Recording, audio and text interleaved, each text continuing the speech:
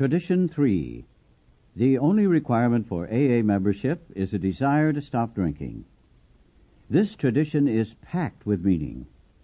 For AA is really saying to every serious drinker, you are an AA member if you say so. You can declare yourself in. Nobody can keep you out, no matter who you are, no matter how low you've gone, no matter how grave your emotional complications, even your crimes. We still can't deny you AA. We don't want to keep you out. We aren't a bit afraid you'll harm us. Never mind how twisted or violent you may be. We just want to be sure that you get the same great chance for sobriety that we've had. So, you're an AA member the minute you declare yourself. To establish this principle of membership took years of harrowing experience. In our early time, nothing seemed so fragile, so easily breakable as an AA group. Hardly an alcoholic we approached paid any attention. Most of those who did join us were like flickering candles in a windstorm. Time after time, their uncertain flames blew out and couldn't be relighted. Our unspoken, constant thought was, which of us may be the next? A member gives us a vivid glimpse of those days. At one time, he says, every AA group had many membership rules. Everybody was scared witless that something or somebody would capsize the boat and dump us all back into the drink. Our foundation office. Here the book has a footnote which reads, in 1954, the name of the Alcoholic Foundation Incorporated was changed to the General Service Board of Alcoholics Anonymous Incorporated, and the foundation office is now the General Service Office. Returning now to the text, our foundation office asked each group to send in its list of protective regulations. The total list was a mile long. If all those rules had been in effect everywhere, nobody could have possibly joined AA at all. So great was the sum of our anxiety and fear.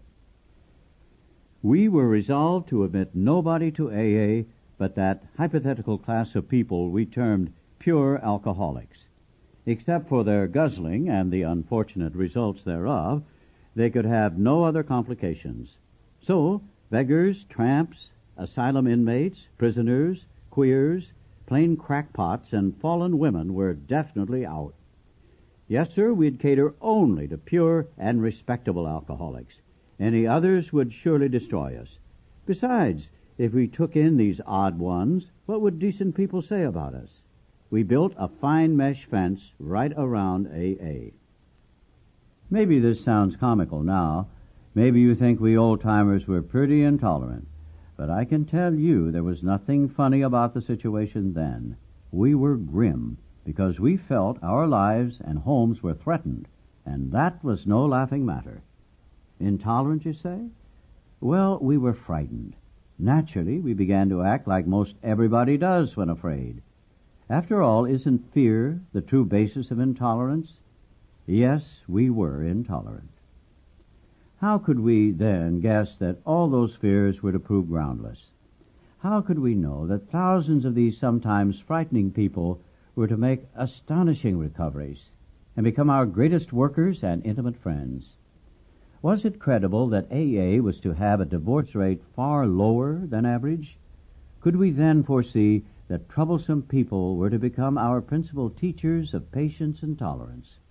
Could any then imagine a society which would include every conceivable kind of character and cut across every barrier of race, creed, politics, and language with ease? Why did AA finally drop all its membership regulations? Why did we leave it to each newcomer to decide himself whether he was an alcoholic and whether he should join us? Why did we dare to say, contrary to the experience of society and government everywhere, that we would neither punish nor deprive any AA of membership, that we must never compel anyone to pay anything, believe anything, or conform to anything? The answer, now seen in Tradition 3, was simplicity itself. At last, experience taught us that to take away any alcoholic's full chance was sometimes to pronounce his death sentence, and often to condemn him to endless misery. Who dared to be judge, jury, and executioner of his own sick brother? As group after group saw these possibilities, they finally abandoned all membership regulations. One dramatic experience after another clinched this determination until it became our universal tradition. Here are two examples. On the AA calendar, it was year 2. In that time, nothing could be seen but two struggling, nameless groups of alcoholics trying to hold their faces up to the light. A newcomer appeared at one of these groups, knocked on the door, and asked to be let in. He talked frankly with that group's oldest member. He soon proved that his was a desperate case, and that above all he wanted to get well. But, he asked, "Will you let me join your group? Since I am the victim of another addiction even worse stigmatized than alcoholism, you may not want me among you. Or will you?" There was a dilemma. What should the group do? The oldest member summoned 2 others, and, in confidence, laid the explosive facts in their laps. Said he, "Well, what about it? If we turn this man away, he'll soon die. If we allow him in, only God knows what trouble he'll brew. What shall the answer be, yes or no?" At first, the elders could look only at the objections. "We deal," they said, "with alcoholics only. Shouldn't we sacrifice this one for the sake of the many?" So went the discussion, while the newcomer's fate hung in the balance. Then one of the 3 spoke in a very different voice. "What we are really afraid of," he said, "is our reputation. We are much more afraid of what people might say than the trouble this strange alcoholic might bring." As we've been talking, 5 short words have been running through my mind. Something keeps repeating to me, "What would the Master do?" Not another word was said. What more indeed could be said? Overjoyed, the newcomer plunged into 12-step work.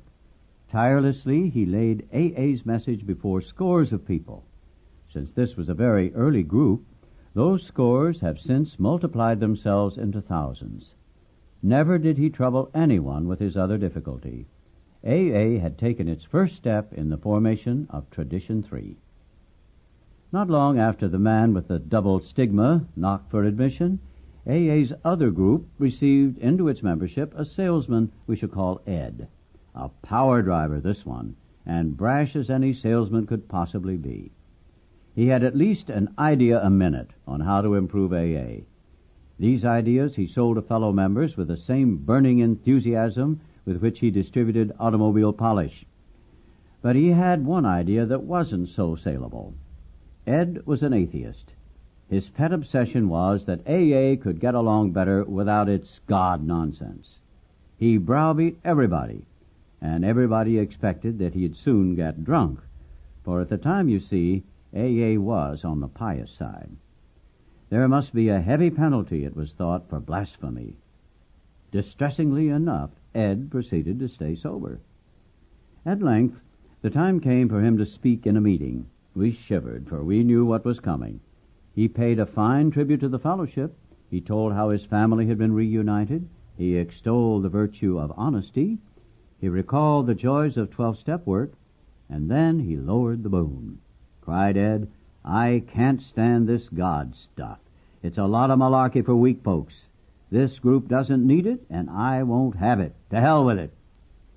A great wave of outraged resentment engulfed the meeting, sweeping every member to a single resolve. Out he goes. The elders led Ed aside. They said firmly, "You can't talk like this around here.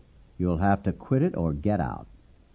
With great sarcasm, Ed came back at them. "Now do tell, is that so?" He reached over to a bookshelf and took up a sheaf of papers. On top of them lay the foreword to the book Alcoholics Anonymous, then under preparation. He read aloud, "The only requirement for AA membership is a desire to stop drinking." Relentlessly, Ed went on, "When you guys wrote that sentence, did you mean it or didn't you?" Dismayed, the elders looked at one another, for they knew he had them cold. So Ed stayed. Ed not only stayed, he stayed sober month after month. The longer he kept dry, the louder he talked, against God. The group was in anguish so deep that all fraternal charity had vanished. When, oh, when, groaned members to one another, will that guy get drunk? Quite a while later, Ed got a sales job which took him out of town. At the end of a few days, the news came in. He'd sent a telegram for money, and everybody knew what that meant.